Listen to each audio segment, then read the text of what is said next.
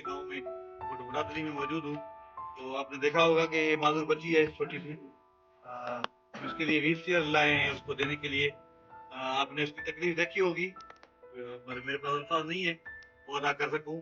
पर हमने इनकी सहूलत के लिए ये व्हील चेयर इसके लिए लाए हैं, ताकि ये जो है इसके आने जाने के लिए, कहीं पे वॉशरूम वगैरह जाने के लिए और दूसरी किसी जगह पे जाने के लिए इसके लिए आसानी हो, इसके वालिदैन के लिए आसानी हो, इसको कहीं पे लाने ले जाने में। आइए। हाँ।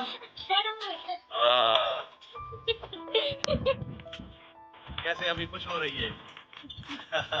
सही है।